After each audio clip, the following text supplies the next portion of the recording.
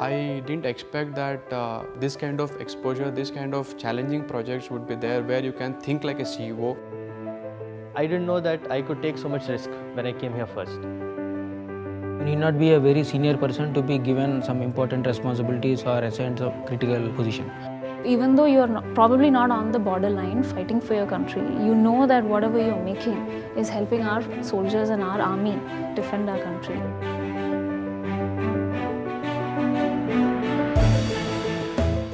In early 13, market was in a bull run.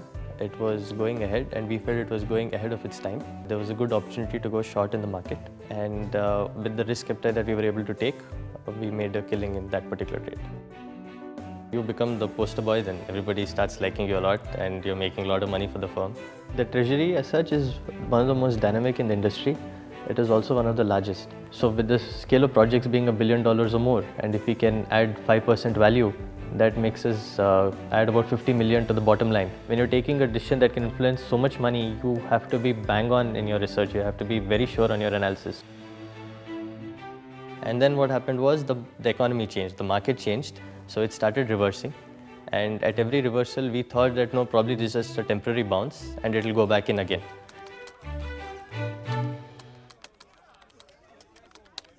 And at the end of it, we lost the entire amount of money that we made.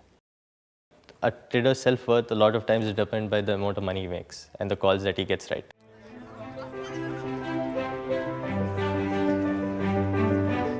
The first time you lost, you had so much conviction, you went back in again, you did so much hard work, but then there's nothing to show for it. They said, I hope you have learned from that mistake. It took me a few months for me to earn my credibility with the management. Now in 3 years, I'm handling about $1.5 billion. I've added on 2 more new portfolios, which add another about $250 million. The whole personal portfolio is built up to such an extent because of the work that we do here that I can probably walk in anywhere today. But today, I would not trade it for what I have here. There's no stopping me. I mean, if I have a trade idea, I can just go to my boss and say, okay, this is what I feel, this is what we should do. He says, okay, he tests us out and he goes.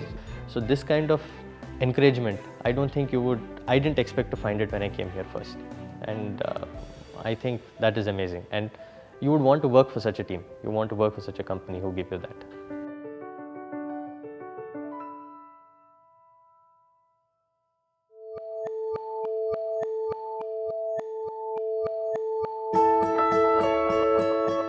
I was 19 years old, a very mature kid. So I wanted to learn everything.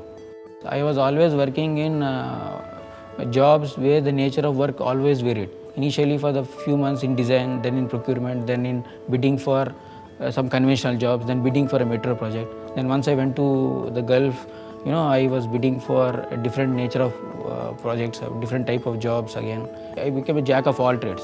I didn't, concentrate on one thing, but I wanted to involve myself in all the activities. I was the youngest, you can say, contracts head, PT&D department at that point of time. Other contracts teams were led by people of more than 50 years, and at that point of time, I was not even 30. There were many times when L&T helped me in more than one way. One, the transfer back to India. My father was critically ill and my mother had to undergo some operations. So I had to rush home, and then that was a period when I was contemplating a change in the job. When there is a genuine issue, then company shows its own concern. They actually asked me if I would like to go back to India. Even now I feel that I joined yesterday.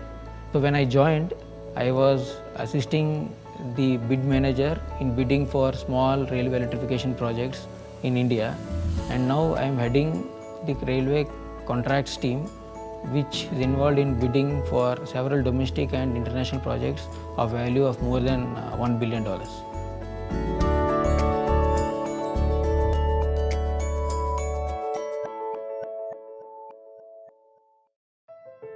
We take up a lot of internal consulting assignments for various businesses at L&T. Now, this is one of the dream projects that corporate strategy can have. This assignment was to devise market entry strategy into Africa for infrastructure business. You directly think from the shoes of the independent company head. Which project I have to target? Which company I have to partner with? What are the challenges my employees will face? You have to look into hundreds of issues. at such young age, you get to look into that lens. That is quite appealing and challenging.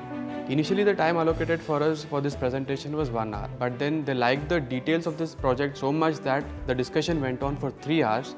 And in the end, typically takes a company 2 to 3 months to make a decision. They made a decision then and there. They told us this is a very fresh approach which we have not thought of, and based on your study, we are making this decision. After the presentation, I looked at my boss. He was also there in the presentation. He's working in L&T from last 20 years. He was surprised and he started smiling. I'm basically from Andhra.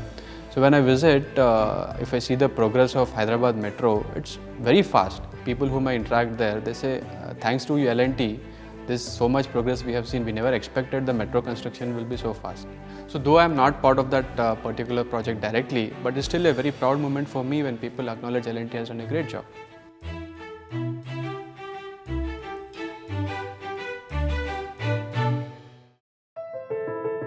I'm not sure how many of us know that L&T is in a big way into defense, nuclear as well as aerospace projects. They are the nation builders, and it felt like we work from L&T, it's like working for the nation. On the day that I had joined the company as a graduate engineer, I had very much decided that I would go ahead and get a master's specialization in operations, even though L&T had offered financial assistance as well.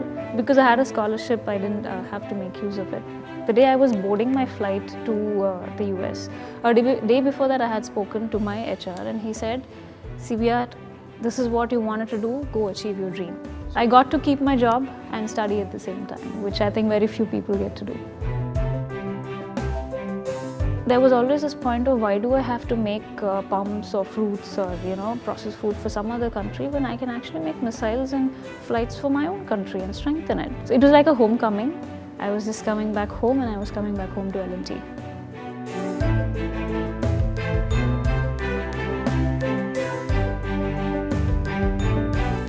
I remember in most of the meetings there are like 20 managers and I'm the only girl, but I don't feel any different. I feel just like any other employee of L&T. You're not treated softly just because you're a woman. You get fired, you get all the beatings that your male colleagues get.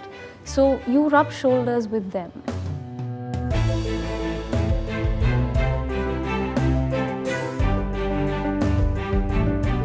One plan that I have for myself is that one day I want to set up my own shop. I want to set up my own fund that I can manage. You can say I would like to see myself as a business unit head. I would like to head a business and grow the share price of that company from X to 5X in 5 years. We don't have a woman board member, do we? I keep saying this to my boss and he says, I hope you will be. So yeah, that's the dream. That is the dream.